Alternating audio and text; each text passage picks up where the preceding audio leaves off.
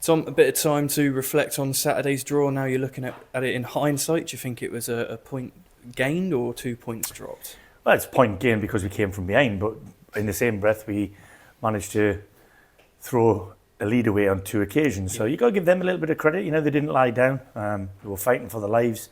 Unfortunately for them on the day, it wasn't enough. When we scored the 3rd goal, I think the way that the pattern of the game went from then on, I'm not disappointed because we didn't score, but I was surprised we didn't score because we created enough chances, played some really good stuff. But yeah, at the end of the day, it continues our unbeaten run, and it's something we're very proud of. So I'm going to try and keep that going. One more of our tough training sessions, I suppose, where it's probably light work for the players. But how's it been this morning?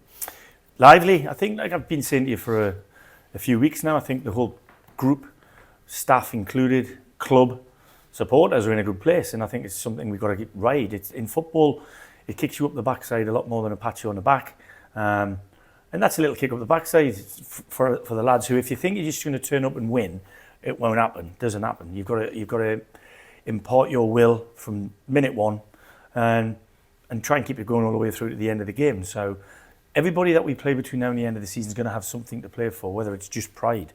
And we certainly got things to play for. We've got targets in our own minds in every game we play. And we're looking to attack every project as a one-off project each time we come up against whoever it is we come up against.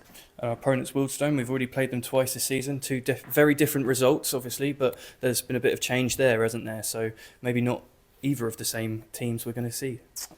Yeah, could be the 3rd manager as well. I don't know, but at the end of the day, they're the next team that we're coming across. We've done our due diligence as we always do.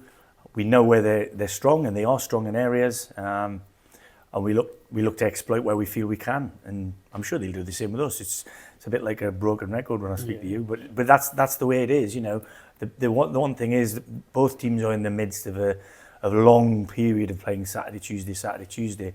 And the fact it's not a massively long trip for us, hopefully will bode well as it did when we went to Maidenhead. Yeah, and another thing that maybe sounds like a broken record, it's not an easy game, is it? Because we saw even Ebbsfleet that, you know, sadly their fate's now been sealed, but they still put up a good fight against us. We've seen Dagenham lately as well that couldn't seem to get a win, but when they came to ours, they put in a good, strong performance. So we're expecting that again on Tuesday, aren't we? Yeah, 1,000,000%. They'll have a good home record. It's at that time of the season where external factors sound louder, and they can sound more positive, and they can also sound more negative when teams win. But ultimately, it's one game of football, and there's 3 points up for grabs. We both have a point in our pockets at the moment. I'm sure both managers will tell you they're going to try and add 2 to them. Ultimately, we've just got to keep rolling along as we have done.